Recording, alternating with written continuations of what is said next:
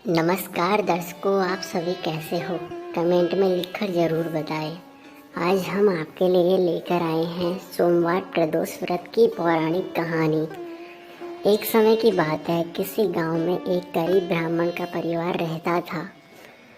ब्राह्मण की पत्नी प्रदोष का व्रत किया करती थी। एक समय ब्राह्मण का पुत्र गंगा स्नान करने के लिए गांव के बाहर गया हुआ था।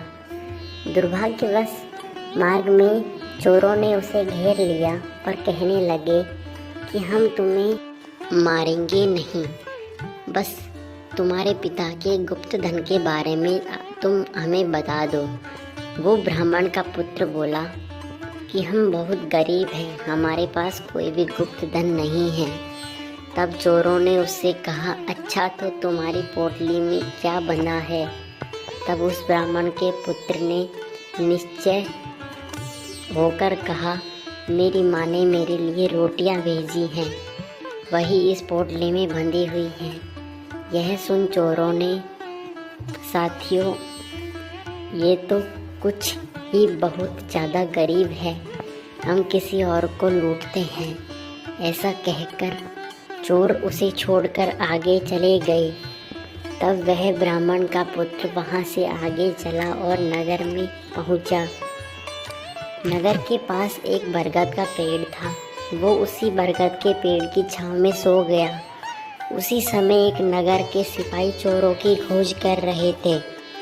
बरगद के वृक्ष के पास पहुँचे और उस लड़के को चोर समझकर बंदी बना लिया और राजा के पास ले गए। राजा ने उसे कारागृह में डाल दिया।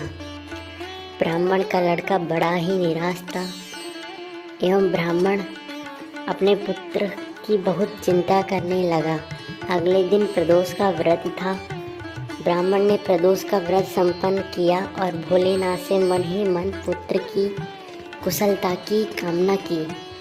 भगवान शंकर ने उसे ब्राह्मणी की प्रार्थना सुन ली और उसी रात भोलेनाथ ने उस राजा के रात में स्वप्न में आदेश दिया कि यह बालक निर्दोष है, प्रातःकाल उसे छोड़ दे, अन्यथा तुम्हारा राज्य वैभव सब नष्ट हो जाएगा।